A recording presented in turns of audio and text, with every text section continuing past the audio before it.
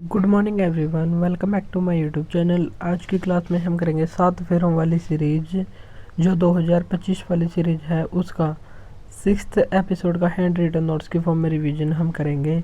अगर आप हमारे चैनल पर नए हैं तो चैनल को सब्सक्राइब जरूर करें। और इससे पहले हमने 1 से 4 क्लास का रिवीजन करवा दिया है। अगर आपने वो ना देखा तो प्लेलिस्ट बनी हुई है, वहाँ से देख सकते हैं। और 5th एपिसोड का रिवीजन हम संडे को करेंगे, जो लंबी क्लास होगी। चलिए शुरू करते हैं हमारी आज की क्लास। तो अनुच्छेद 22 का संबंध किससे है? कुछ दशाओं में गिरफ्तारी से संरक्षण की बात यहाँ पर कही गई है। अनुच्छेद 32 संवैधानिक उपचारों का अधिकार, और अगर हमारे मौलिक अधिकारों का उल्लंघन हो तो सुप्रीम कोर्ट 5 प्रकार की रिट जारी कर सकता है, जैसे अधिकार परीक्षा, क्यो वारंटो, हैबियस कार्पस, उत्प्रेषण लेख इत्यादि। जो रिट हैं उनको जारी कर सकता है सुप्रीम कोर्ट अनुच्छेद 32 के तहत, और हाई कोर्ट अनुच्छेद 226 के तहत जारी कर सकता है। अनुच्छेद 47 पोषण और जीवन स्तर में वृद्धि के बारे में बताया गया है। अनुच्छेद 17 छुआछूत के अंत या अस्पृश्यता के अंत के बारे में बताया गया है। CaO कैल्शियम ऑक्साइड, ये क्या होता है? तो ये होता है बिना बुझा हुआ चूना। अगर इसमें से जल गुजार दिया जाए तो CaOH2 बन जाता है, कैल्शियम हाइड्रोक्साइड, बुझा हुआ चूना। और अगर इसमें कैल्शियम हाइड्रोक्साइड में क्लोरीन या कार्बन डाइऑक्साइड गैस को गुजार दिया जाए तो ये बनेगा CaCO3, यानी कि संगमरमर, और इसका दूधिया रंग हो जाता है। अगर 4 मजदूरों की ज़रूरत है और 7 काम कर रहे हैं तो 3 अतिरिक्त मजदूर ये किस बेरोजगारी से पीड़ित होंगे? तो ये पीड़ित होंगे प्रच्छन्न बेरोजगारी से। प्रच्छन्न या छिपी हुई बेरोजगारी से पीड़ित होंगे, क्योंकि वहाँ पर ज़रूरत 4 ही व्यक्तियों की है। 3 ये एक्स्ट्रा उसमें लगे भी हुए हैं, और उत्पादन में कुछ खास वृद्धि भी नहीं होगी। इसमें सीमांत उत्पादकता 0 होती है, यानी कि अगर जितने व्यक्तियों की ज़रूरत है अगर उससे ज़्यादा लगे हुए हैं तो उत्पादकता हमेशा ही 0 होगी। यानी कि अगर 4 व्यक्ति किसी खेती के काम में लगे हुए हैं तो भी उत्पादन उतना ही होगा। अगर 7 व्यक्ति लगे हुए हैं तो भी उत्पादन उतना ही होगा, यानी कि सीमांत उत्पादकता 0 होगी। 1928 में फिरोजशाह कोटला स्टेडियम में किसकी स्थापना हुई थी? तो ये स्थापना हुई थी HSRA, Hindustan socialist Republican association, और इसकी स्थापना की थी भगत सिंह, जतीन दास और अजय घोष के द्वारा। HRA हिंदुस्तान रिपब्लिकन एसोसिएशन में ही H सोशलिस्ट शब्द यहाँ पर जोड़ा गया था। रग्बी में खिलाड़ियों की संख्या कितनी होती है? 15। खो खो में 9, बेसबॉल में भी 9, और कबड्डी, वाटर पोलो और नेट बॉल इनमें 7-7 होती है, और पोलो में 4 होती है, और वाटर पोलो में होती है 7। भारत का सबसे उत्तरी बिंदु कौन सा है? तो उत्तरी बिंदु ये है इंदिरा कोल, और भारत का सबसे दक्षिणी बिंदु ये है कन्याकुमारी, और 6 डिग्री 45 मिनट पर है इंदिरा पॉइंट। और सबसे पूर्वी बिंदु है किबिथु, जो अरुणाचल प्रदेश में है, और सबसे पश्चिमी है गोहर माथा, जो गुजरात में स्थित है। भारत का सबसे दक्षिणी सिरा ये इंदिरा पॉइंट, और इसे ही मिगेलियन पॉइंट कहते हैं, जो 6 डिग्री 45 मिनट नॉर्थ लैटिट्यूड उत्तरी अक्षांश में है। वंदे मातरम गीत की रचना किसने की थी? बंकिम चंद्र चटर्जी ने, और इन्होंने ही आनंद मठ और दुर्गेश नंदिनी भी लिखा था। पोक्सो ये क्या है? बच्चों का यौन हमले, यौन उत्पीड़न और अश्लील साहित्य के अपराधों से बचाने और विशेष न्यायालयों की स्थापना के लिए योजना बनाता है। और पोक्सो अधिनियम ये किस वर्ष का है? तो ये 2012 का है। Protection of child from sexual offence 2012। Propane, propene और प्रोपाइन इनका फॉर्मूला क्या क्या होता है? अगर प्रोपेन जिसके पीछे भी एन लगा हो तो उसका फॉर्मूला होता है CnH2n+2। जैसे प्रोप में होता है कार्बन 3, तो N की जगह हम 3 लिखेंगे, तो C3H2 3 × 2 ये हो जाएगा 6 + 2 8, तो C3H8, तो ये हो जाएगा प्रोपेन का फॉर्मूला। प्रोपीन जिसके पीछे ई लगा तो उसका फॉर्मूला होगा CnH2n। तो C होता है 3, N की वैल्यू रखेंगे हम 3 और 2 × 3 ये हो जाएगा 6, C3H6। तो ये प्रोपीन का फॉर्मूला होगा। प्रोपाइन CnH2n-2 और यहाँ पर प्रोप, अगर यहाँ पर ब्यूट होगा तो हम N की वैल्यू रखेंगे 4। तो और अगर हम यहाँ पर 4 वैल्यू रखेंगे तो 2 × 4 8 - 2 तो ये हो जाएगा C4H6। तो ये हो जाएगा ब्यूटाइन का फॉर्मूला। तो C1, अगर कार्बन की संख्या 1 है तो उसको हम कहेंगे मैथ, कार्बन की संख्या 2 है उसे कहेंगे एथ, 3 है तो प्रोप, 4 है तो ब्यूट, 5 है तो पेंट और 6 है तो हेक्स। हमको इतना ही ध्यान रखना है 6 तक। पानीपत के 3 युद्ध हुए थे और ये 3 युद्ध कब कब हुए थे? तो पहला हुआ था 21 अप्रैल 1526 को बाबर और इब्राहिम लोदी के बीच। इब्राहिम लोदी इसमें हार गया था और बाबर ने मुगल वंश की स्थापना कर दी थी। दूसरी लड़ाई हुई थी 5 नवंबर 1556 को अकबर और हेमू के बीच। अकबर की तरफ से लड़े थे बैरम खान, उसका संरक्षक था, और बैरम खान की वजह से ही पानीपत का दूसरा युद्ध जीत लिया गया था और हेमू की आंख में लग गया था तीर। और ये अंतिम हिंदू सम्राट जो दिल्ली की गद्दी पर बैठा तो वो था हेमचंद्र विक्रमादित्य। तीसरा युद्ध हुआ था 14 जनवरी 1761 को अहमद शाह अब्दाली और मराठों के बीच। मराठों की ओर से थे विश्वासराव भाऊ और सदाशिवराव भाऊ, और इन दोनों को हरा दिया था अहमद शाह अब्दाली ने। और पानीपत स्थान हरियाणा में स्थित है। 1867 में मुंबई में प्रार्थना समाज की स्थापना किसने की थी?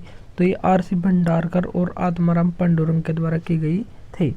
R.C. भंडारकर, आत्माराम पांडुरंग और एक और थे M.G. रनाडे, महादेव गोविंद रनाडे। 1905 में गोपाल कृष्ण गोखले ने सर्वेंट सोसाइटी ऑफ इंडिया की स्थापना की थी। 1873 में ज्योतिबा फुले ने महाराष्ट्र में सत्यशोधक समाज की स्थापना भी की थी। पहले संगीतकार जिनको भारत रत्न दिया गया तो ये थी 1998 में MS सुब्बुलक्ष्मी, जो तानपुरा वाद्य यंत्र से संबंधित थी और कर्नाटक संगीत से ये संबंधित थी। और कर्नाटक संगीत में जो महिला त्रिमूर्ति है उनमें से भी एक थी सुब्बुलक्ष्मी। 1999 में पंडित रविशंकर को दिए गए सितार के लिए, सितार वाद्य यंत्र से ये संबंधित हैं। और पंडित रविशंकर ही पहले व्यक्ति हैं जिनको ग्रैमी अवार्ड दिया गया था। ग्रैमी अवार्ड पाने वाले पहले भारतीय ये थे पंडित रविशंकर। 1968 में ये अवार्ड उनको दिया गया था। 2001 में लता मंगेशकर को ये अवार्ड दिया गया और लता मंगेशकर का संबंध भिंडी बाजार घराने से संबंधित है। भारत रत्न 2024 में कितने व्यक्तियों को दिया गया? तो 5 व्यक्तियों को दिया गया था। कर्पूरी ठाकुर बिहार के जननायक हैं। MS Subbulakshmi, MS Swaminathan. तो MS स्वामीनाथन ये हरित क्रांति से संबंधित है। लाल कृष्ण आडवाणी जो अब से पहले यानी कि नवीनतम उप प्रधानमंत्री बने थे अटल बिहारी वाजपेयी के समय, तो उनको, और चौधरी चरण सिंह को, PV नरसिम्हा राव को, इन 5 व्यक्तियों को भारत रत्न दिया गया था 2024 में। और 1954 में जब शुरू हुए थे तो पहली बार 3R को ये दिया गया था। CV रमन, राधाकृष्णन जो पहले उपराष्ट्रपति और दूसरे राष्ट्रपति थे, और एक थे राजगोपालाचारी। विधिक अधिकार और फंडामेंटल राइट्स का अगर उल्लंघन हो तो हम कहाँ पर जा सकते हैं कि हमारे लिए रिट जारी हो? तो विधिक और फंडामेंटल राइट्स के उल्लंघन के मामले में हाई कोर्ट में जा सकते हैं अनुच्छेद 226 के तहत। अगर मामला फंडामेंटल राइट्स का हो केवल तो ही हम सुप्रीम कोर्ट में जा सकते हैं अनुच्छेद 32 के तहत। विधिक अधिकारों के मामले में हम सुप्रीम कोर्ट नहीं जा सकते। अनुच्छेद 267 इसमें आकस्मिक निधि का उल्लेख किया गया है। अनुच्छेद 266 संचित निधि का उल्लेख है। और 263 में इंटर स्टेट काउंसिल, इसकी स्थापना प्रधानमंत्री की सिफारिश पर राष्ट्रपति के द्वारा की जाती है, लेकिन अध्यक्षता प्रधानमंत्री ही करता है। काली मृदा ये कहाँ पर मिलती है? तो ये ढक्कन के पठार में मिलती है और इसे रेगूर मृदा भी कहते हैं, जो बेसाल्ट चट्टान से निर्मित होती है और इसको सवता जुताई वाली मृदा कहते हैं। कपास के लिए काफ़ी इंपॉर्टेंट होती है, गुजरात और महाराष्ट्र में मिलती है। अनातोलिया या एशिया माइनर का पठार ये तुर्की देश में स्थित है। बोलीविया का पठार बोलीविया में टीन के लिए काफ़ी फेमस है। कटंगा का पठार अफ्रीका महाद्वीप में है। उभयलिंगीय स्त्री की सर्वोत्तम परिभाषा क्या है? जहाँ पर पुमंग और जायंग दोनों से युक्त हो, यानी कि एंड्रोसियम और गाइनोसियम दोनों ही हो, उसे कहते हैं उभयलिंगी। नील दर्पण नाटक ये किसने लिखा है? तो ये दीनबंधु मित्र ने लिखा है, नील विद्रोह का उल्लेख करते हुए। द गोल्डन थ्रेशोल्ड ये बुक किसकी है? सरोजिनी नायडू की। सरोजिनी नायडू इंडियन नेशनल कांग्रेस की पहली भारतीय महिला अध्यक्ष बनी थी 1925 में, और एक अध्यक्ष बनी थी 1933 में। उसका नाम बताना आपको कमेंट बॉक्स में। और पहली महिला अध्यक्ष बनी थी 1917 में, एनी बेसेंट। और एनी बेसेंट 1917 में बनी थी, और 1917 में अगर हम +8 करें तो 1925 बनता है। 1925 में सरोजिनी नायडू, और अगर इसमें भी +8 करें तो 1933 है। 1933 में कौन सी महिला बनी थी ये बताना आपको कमेंट बॉक्स में। स्वराज पार्टी के संस्थापक ये कौन थे? चित्तरंजन दास और मोतीलाल नेहरू। 1 जनवरी 1923 को इसकी स्थापना हुई थी। चटगांव शस्त्रागार पर छापा किसके नेतृत्व में मारा गया था? सूर्य सेन या मास्टरदा के नेतृत्व में मारा गया था। रास बिहारी बोस ये क्रांतिकारी थे, और रास बिहारी घोष ये उदारवादी थे। 1907 के सूरत अधिवेशन की अध्यक्षता इनके द्वारा की गई थी, और इसी अधिवेशन में कांग्रेस गर्म और नरम दल 2 दलों में विभाजित हो गई थी। इंडियन स्ट्रगल पुस्तक ये है सुभाष चंद्र बोस की, और फॉरवर्ड ब्लॉक 1939 में कांग्रेस से अलग होकर इन्होंने बनाया था। जब 1939 के त्रिपुरी अधिवेशन में 1938 का त्रिपुरी अधिवेशन की अध्यक्षता की थी सुभाष चंद्र बोस ने, लेकिन जब 1939 में त्रिपुरी अधिवेशन के लिए चुनाव हुए तो गांधी जी की ओर से आए पट्टाभी सीतारमैया। गांधी जी ने पट्टाभी सीतारमैया को समर्थन दिया, लेकिन चुनाव में उनकी हार हो गई और गांधी जी उनसे नाराज हो गए, इसलिए उन्होंने कांग्रेस को ही छोड़कर एक नया संगठन फॉरवर्ड ब्लॉक की स्थापना की फरवरी 1939 में। और उसके बाद 1939 की त्रिपुरी अधिवेशन की अध्यक्षता ये की डॉक्टर राजेंद्र प्रसाद के द्वारा। इन्हीं के जन्मदिवस पर, सुभाष चंद्र बोस के जन्मदिवस पर 23 जनवरी को प्रत्येक वर्ष पराक्रम दिवस मनाते हैं। 1938 के हरिपुरा अधिवेशन की अध्यक्षता इन्होंने की थी। सचिंद्र नाथ सान्याल इन्होंने बंदी जीवन पुस्तक की रचना की है, जिसे क्रांतिकारियों की बाइबल कहते हैं। गगन नारंग पेरिस ओलंपिक 2024 में सेफ्टी मिशन जो मिशन का अध्यक्ष होता है तो उनको बनाया गया। 2012 लंदन ओलंपिक में शूटिंग में ब्रॉन्ज मेडल जीता था। 2016 के रियो में, और 2016 के ओलंपिक रियो में हुए। 2020 में टोक्यो ओलंपिक हुए, और 2024 में पेरिस में ओलंपिक हुए जो 33वें क्रम के थे। ओलंपिक में पहली भारतीय जिन्होंने मेडल जीता तो ये थे केडी जाधव। ब्रॉन्ज मेडल जीता था कुश्ती में हेलेंसिकी ओलंपिक में। और पहली महिला जिसने ओलंपिक में मेडल जीता, पहली भारतीय महिला, तो 2000 के सिडनी ओलंपिक में कर्णम मल्लेश्वरी ने भारोत्तोलन में मेडल जीता था, ब्रॉन्ज मेडल। 34वां ओलंपिक ये कब होगा? 2028 लॉस एंजल्स अमेरिका में होगा।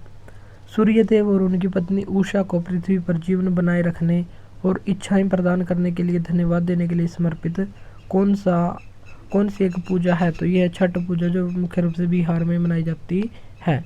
सूर्यदेव में छठ पूजा और मकर संक्रांति दोनों में ही सूर्यदेव की महत्वपूर्ण भूमिका होती है। और उत्तर प्रदेश में मकर संक्रांति के दिन खिचड़ी उत्सव और गुजरात में उत्तरायण फेस्टिवल मनाते हैं। जैसे केरल में मकर विलक्कू फेस्टिवल और तमिलनाडु में पोंगल फेस्टिवल। और पोंगल फेस्टिवल होता है 4 दिन का, और लास्ट दिन होता है कन्नूम पोंगल जिसमें कन्या की पूजा होती है। 2025 में पद्म विभूषण अवार्ड ये दिया गया था शारदा सिन्हा को, जो एक लोक गायिका थी और छठ पूजा से संबंधित गीत ही गाती थी। 1952 में विकसित एक निष्क्रिय पोलियो टीका का नाम क्या था? तो ये था साल्क वैक्सीन। पोलियो को 2011 में वेस्ट बंगाल में लास्ट केस मिला था पोलियो का, और 2014 में WHO ने इंडिया को पोलियो फ्री घोषित कर दिया। अब हम देख लेते हैं इंडियन कॉन्स्टिट्यूशन से संबंधित जो भारतीय संवैधानिक विकास है उसका कुछ महत्वपूर्ण बातें। जैसे 1773 में आया था रेगुलेटिंग एक्ट, कंपनी पर रेगुलेट या नियंत्रण स्थापित करने के लिए आया था। 1784 में पिट्स इंडिया एक्ट, फिर इसके तहत BOD और BOC की रचना की गई। BOD जिसमें व्यापारिक मामले ईस्ट इंडिया के अधीन रखे गए और राजनीतिक मामले क्राउन के अधीन रखे गए। 1813 के चार्टर अधिनियम में न्याय चाय और चीन को छोड़कर ईस्ट इंडिया कंपनी की मोनोपोली समाप्त कर दी, यानी कि चाय और चीन पर केवल ईस्ट इंडिया कंपनी ही व्यापार करेगी, लेकिन जो अन्य वस्तुएं होंगी उन पर यूरोप की अन्य कंपनियां भी व्यापार कर सकती हैं। 1833 में ईस्ट इंडिया कंपनी की मोनोपोली पूर्णतः खत्म कर दी। और ये खत्म क्यों की थी? क्योंकि इसी समय फ्रांस का एक शासक था नेपोलियन बोनापार्ट, और नेपोलियन बोनापार्ट ने महाद्वीपीय व्यवस्था को अपनाया था, जिसके तहत अन्य महाद्वीपों की या उसी महाद्वीप की वस्तुओं को ही वे खरीद सकते थे। अन्य देशों की वस्तुओं का उन्होंने बहिष्कार किया। तो यूरोपीय कंपनियां अपना सामान बेचना चाहती थी, इसलिए उन्होंने भारत की ओर रुख किया। पहले तो ईस्ट इंडिया कंपनी की मोनोपोली थी, लेकिन बाद में इसकी मोनोपोली को समाप्त करके अन्य यूरोपीय कंपनियों का प्रवेश भी भारत में हुआ।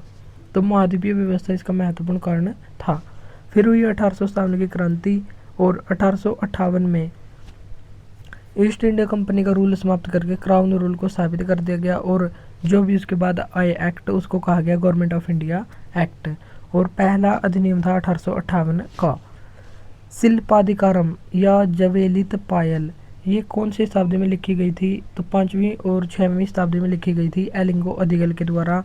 और तमिल का सबसे प्राचीन महाकाव्य इसी को कहते हैं, जिसका नाम है शिल्पाधिकारम जवलित पायल। तमिल कवियों की बैठक को क्या कहते हैं? संगम। और जगन्नाथ मंदिर पुरी में स्थित है, और 3 भगवानों की मूर्ति यहाँ पर स्थापित है, भगवान जगन्नाथ, बलभद्र और उनकी बहन सुभद्रा।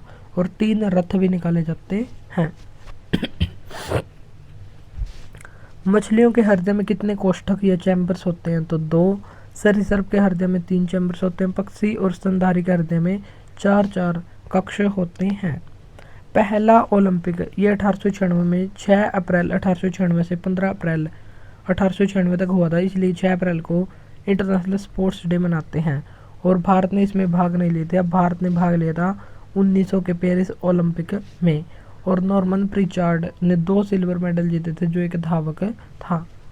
1928 के ओलंपिक में हॉकी शामिल हुआ था, और हॉकी में भारत ने गोल्ड जीता था, और इस समय कप्तान थे मेजर ध्यानचंद। हॉकी में दोबारा से गोल्ड 1932, 1936, 1948, 40-44 में नहीं हुए थे, 1952 में जीता। और लास्ट गोल्ड हॉकी में ये 1980 के मास्को ओलंपिक में जीता था। एलोरा का कैलाश मंदिर का निर्माण ये किसने करवाया था? कृष्ण फर्स्ट ने। और राष्ट्रकूट वंश का ये शासक था, और राष्ट्रकूट वंश का फाउंडर दंतिदुर्ग को माना जाता है। एकास्म पहाड़ी को काट कर ये बनाया गया था। यूनेस्को में शामिल बायोस्फीयर रिजर्व की संख्या कितनी है? 12। और टोटल बायोस्फीयर रिजर्व ये है 18। दोदा बेटा हाईएस्ट पिक किसकी है? तो ये है नीलगिरी की, और ये सबसे पुराना बायोस्फीयर रिजर्व है।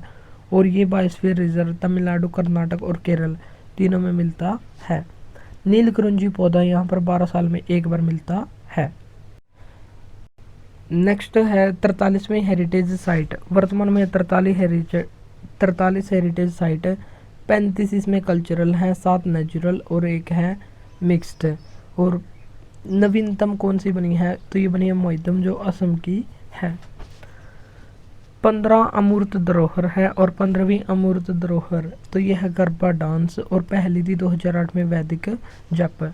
दांडी मार्च कब शुरू हुआ था? तो दांडी मार्च शुरू हुआ था 12 मार्च 1930 को, और ये 6 अप्रैल 1930 तक चला था। और इसी के बाद इसी के बीच में हुआ था गांधी इरविन पैक्ट, और गांधी इरविन पैक्ट ये हुआ था 5 मार्च 1931 को। और इसमें इरविन वायसराय था। असहयोग आंदोलन के समय वायसराय था जेम्स फोर्ड, और भारत छोड़ो आंदोलन के समय ये था लिन लिथगो वायसराय। त्रिशुरपुरम फेस्टिवल ये केरल में होता है, और मकरविलक्कू ये भी यहीं पर होता है। अटुकल पोंगल, विशु जिसे मलयालम नववर्ष कहते हैं, कलपथी रथ महोत्सव ये भी केरल में ही होता है। एशियन गेम्स की शुरुआत 1951 में दिल्ली से हुई थी, और 1982 में 9वां एशियन गेम्स ये भी दिल्ली में हुआ था, और इसका शुभंकर पहली बार लॉन्च किया गया था अप्पू हाथी। 19वां होंगजो चाइना में हुआ था, और 2026 में आईची जापान में होगा। ओलंपिक काउंसिल ऑफ एशिया के द्वारा आयोजन होता है और इसका अध्यक्ष कौन है? राजा रणधीर सिंह। भारतीय संविधान का मैग्ना कार्टा ये भाग 3 अनुच्छेद 12 से 35 को कहते हैं। मूल संविधान में 7 मौलिक अधिकार थे लेकिन वर्तमान में है 6, और एक मौलिक अधिकार था संपत्ति का मौलिक अधिकार, उसको जो अनुच्छेद 31 और 19 के पार्ट एफ में था। तो इन दोनों को समाप्त करके 44वें संविधान संशोधन के द्वारा इसको 300A अनुच्छेद में डाल दिया गया है और संपत्ति का एक विधिक अधिकार बना दिया गया है भाग 12 में। 2011 में जनगणना आयुक्त कौन थे? तो ये थे चंद्रमौली और थीम थी अवर सेंसस अवर फ्यूचर। समताप मंडल ये को क्या क्या होता है? जैसे पृथ्वी के सबसे ऊपर होता है क्षोभ मंडल, क्षोभ मंडल से ऊपर होता है समताप मंडल। क्षोभ मंडल में तूफान या बारिश जैसी घटनाएं होती हैं और समताप मंडल में ओजोन परत मिलती है और यहीं पर एरोप्लेन भी उड़ते हैं। उसके बाद होता है, सबसे बाद में होता है बहिर्मंडल जिसको आकाश कहते हैं, और ट्रोपोपोज ये अक्षोभ मंडल को समताप मंडल से अलग करने वाला क्षेत्र होता है। तो यहाँ पर हमारा एपिसोड नंबर 6 होता है कंप्लीट। 2 या 3 दिन के अंदर हम 5वीं और 7वीं क्लास का भी रिवीजन करेंगे। अगर आपको क्लास अच्छी लगी तो इसको लाइक और शेयर जरूर करें, और इस क्लास की PDF के लिए और कंप्लीट सीरीज़ भी हमने लिखी हुई है और उसकी कंबाइंड PDF भी तैयार है। अगर किसी को चाहिए हो तो आप हमको व्हाट्सएप पर कॉन्टैक्ट कर सकते हैं जिसका लिंक वीडियो के डिस्क्रिप्शन बॉक्स में है। तो आज के लिए इतना ही, मिलते हैं नेक्स्ट वीडियो में। Thank you.